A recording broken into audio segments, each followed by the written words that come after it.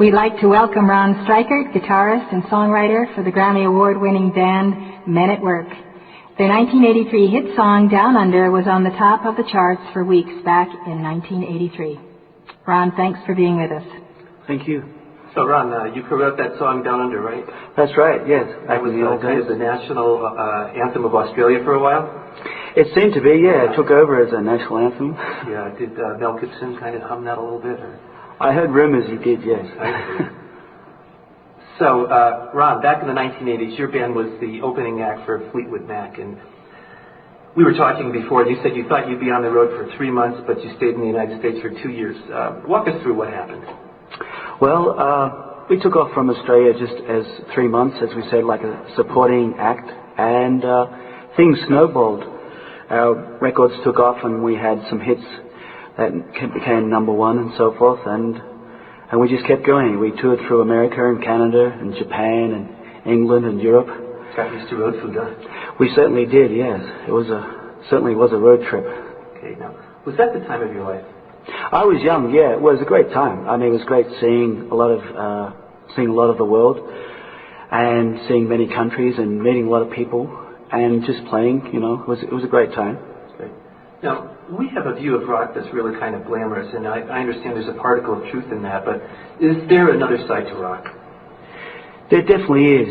I think, you know, an audience and people who watch TV and such, we all see the outside, but we don't see so much the scenes behind. And being in the industry, I saw a lot of things behind that you don't see. I see. Give us a for instance here. There is a kind of a dark side, as Elizabeth was saying, in music, and I saw that a lot. The things behind the scenes, how musicians were, how the bands were, how the industry was, and even myself, I became darker as things went on, you know. Give us a picture of what that might look like. Sort of, you know, in other words, we see it in movies, but you were there, you know. Well, as we probably know, as people know, there's rock and roll and drugs do kind of mix, yeah. And that was that life. I did see that life, and I was involved myself with all that.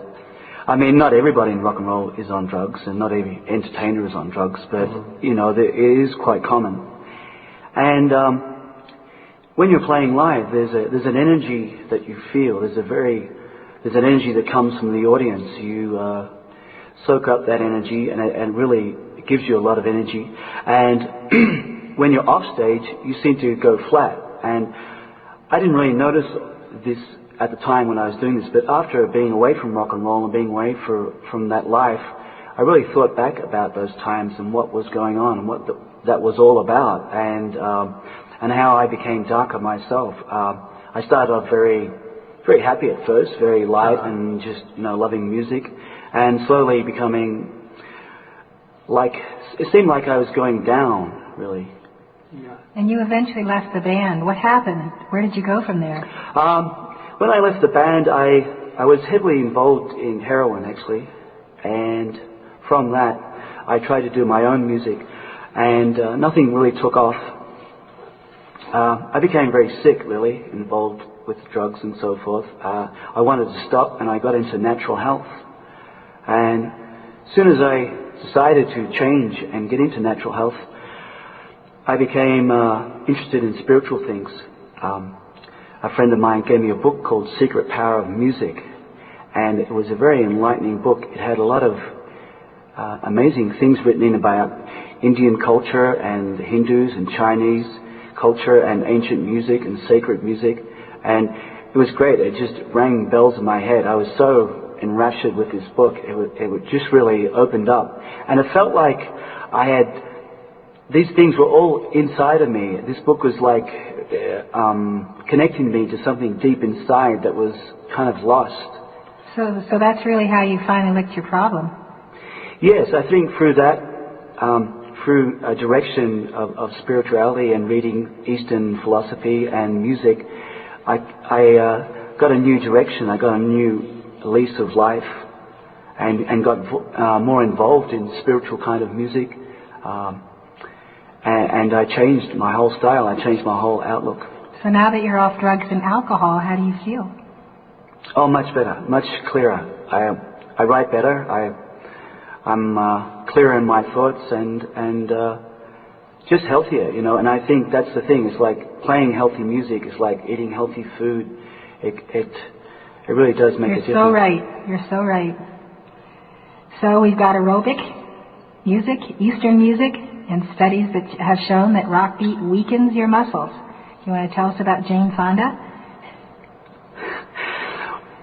Well, I've been writing some new age aerobic music, and it's been inspiring. And I've altered the beat. I haven't used the rock beat, the syncopated 4/4 standard rock beat that we all kind of know.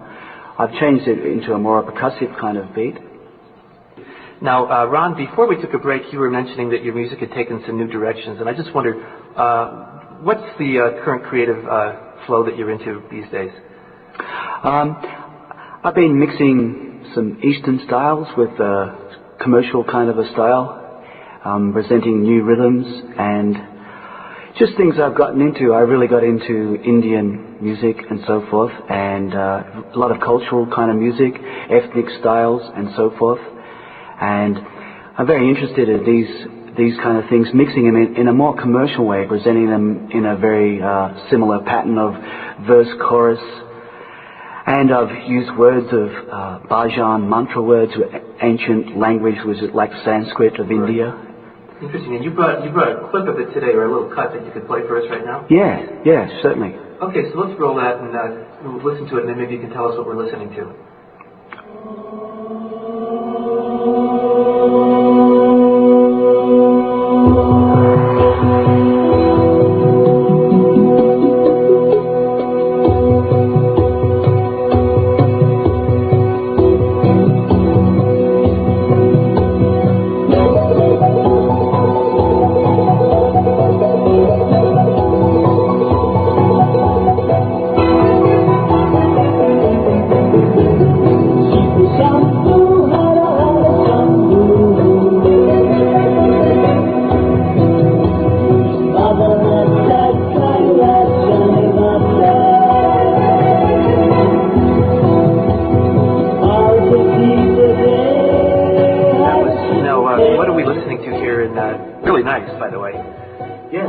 It's a song I wrote about Shiva.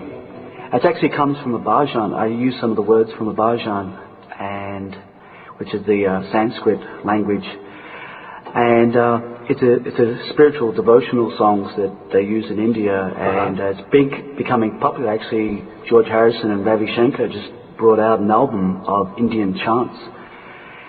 And I got influenced to do that. It just seemed to be the right thing to mix a kind of a West and Eastern kind of sound. Thing. Very interesting. You know, I know that sacred music is becoming a lot more popular today than it was, let's say, 15 or 20 years ago. And it's you know, the chant album and various things like that. Is this a historical kind of thing, or what's going on here? Well, in our church, as you know, we have used these mantras for many, many years. We've used them down at the beaches of San Diego and so forth. We think that the sign of Shiva so neutralizes the negativity of darkness that can come out of what we call the pit, the very depths of death and hell, that we play it frequently and with profound reverence, and that's just what Ron's doing. How did the music actually neutralize other forms of music? That's a very interesting concept. By overpowering it. I see. Like the Yankees beating the Dodgers. Yeah. Well, I'm a Dodger fan. You know, it goes the other way around here. But in any case, you have taken this and you're going to try to bring this commercially out to a general public now. That's your basic musical or creative thrust? Yeah, I feel a real mission to kind of do music in a new way, in a new light.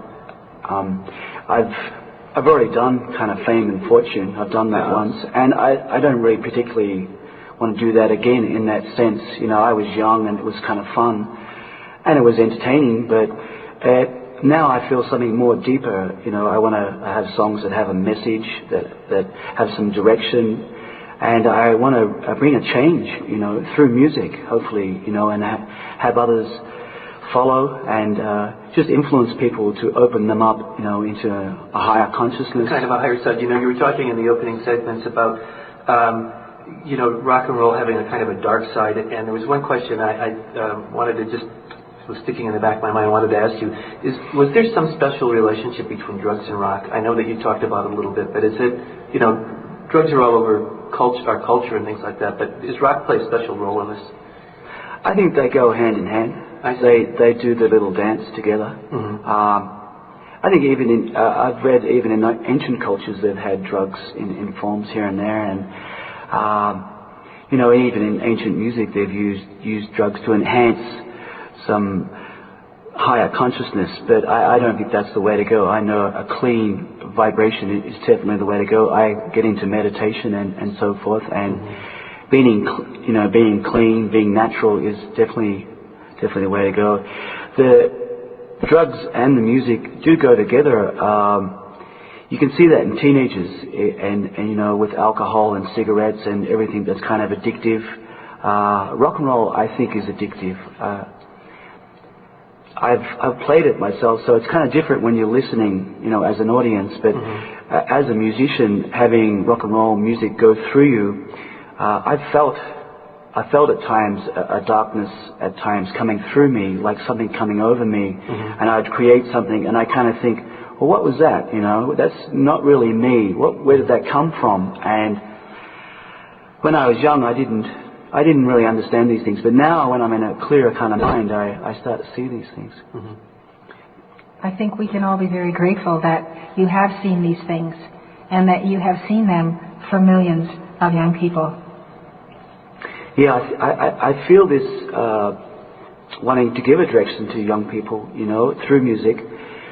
I don't think I want to kind of point the finger at people and say you shouldn't listen to rock and roll, you should listen to this. I think it's more of maybe a teaching or understanding, try to help, try to explain, talk to teenagers, talk about what they feel and present them alternatives, alternatives of music.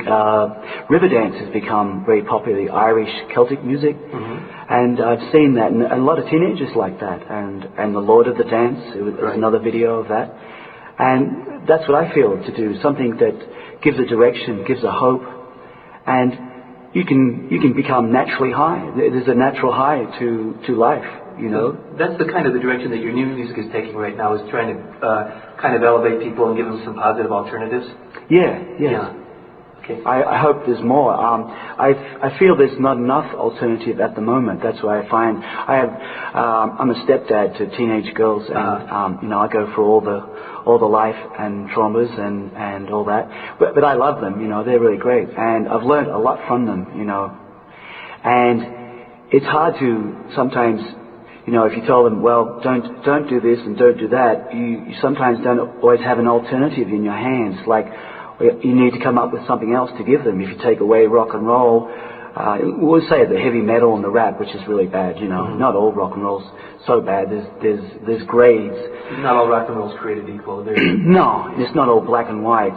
But I think people realize, you can see the public realizing that heavy metal and rap music sometimes goes too far, the gangster rap and such, and the anger and the pain that comes out of the music, Those fairly.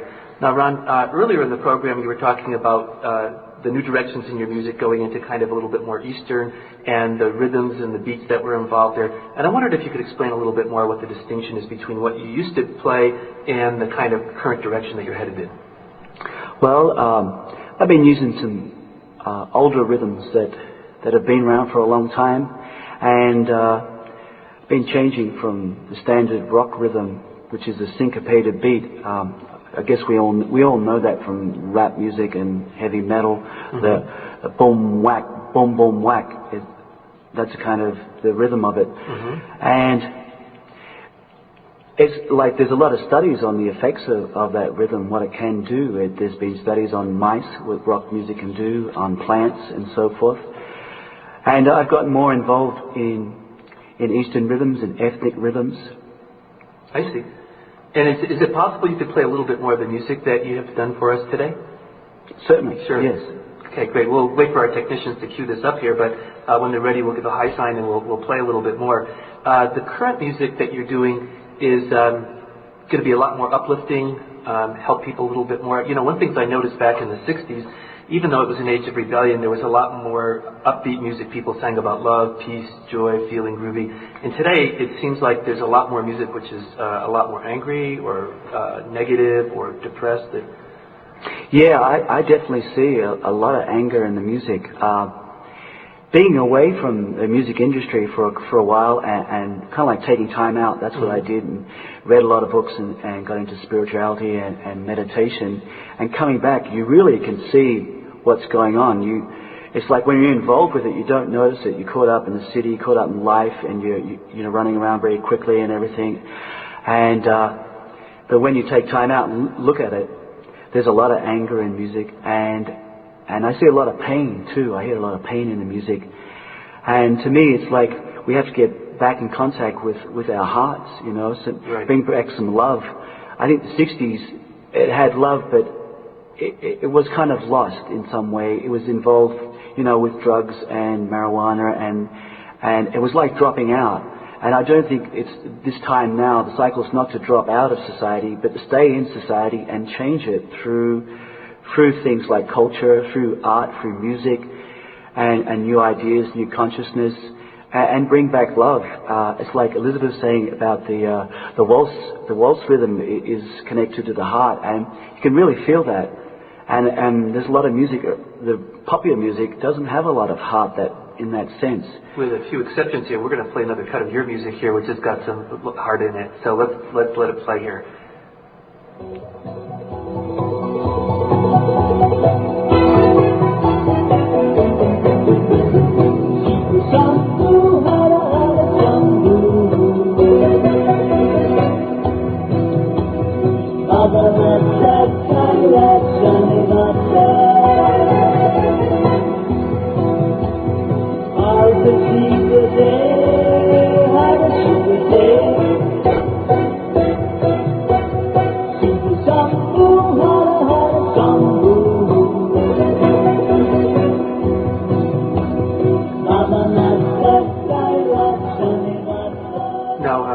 The rhythms in that were really different from what you demonstrated for us a second ago. Maybe you could explain to our listeners what the difference is.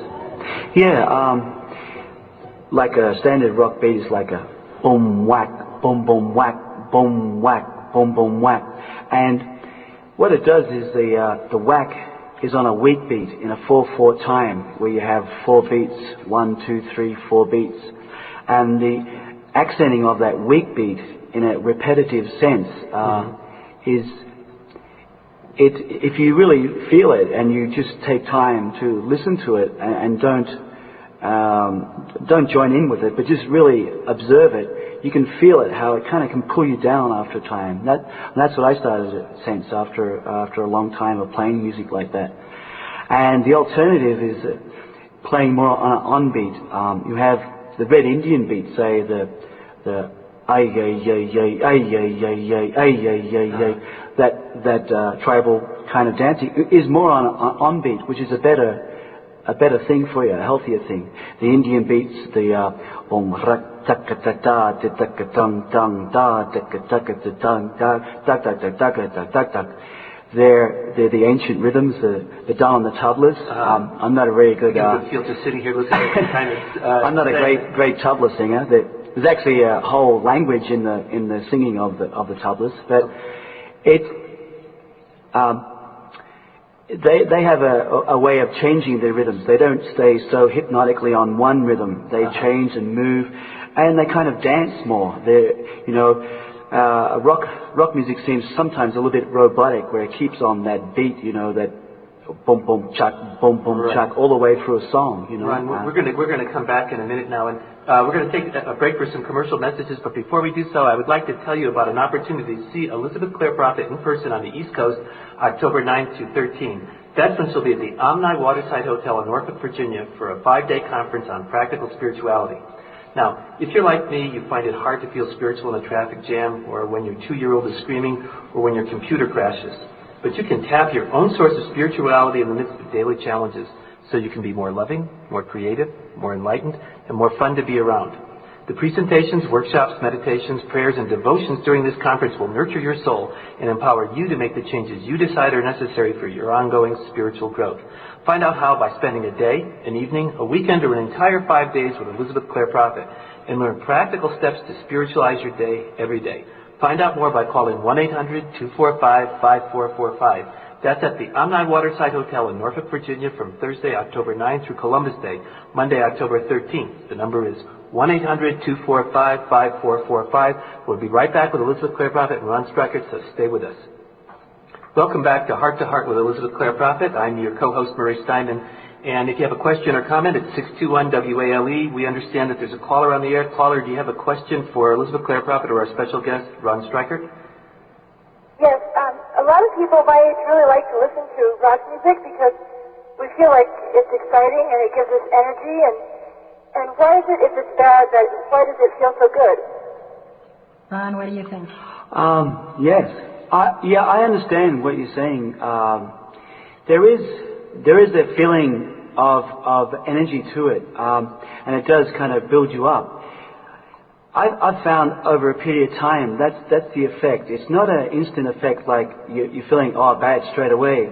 I think it actually releases the energy you have inside you. I've been studying Indian philosophy, and they talk about the raising of the light, the kundalini, and the life force, the prana, and they talk about how you're meant to keep that in you. And I think rock music releases that.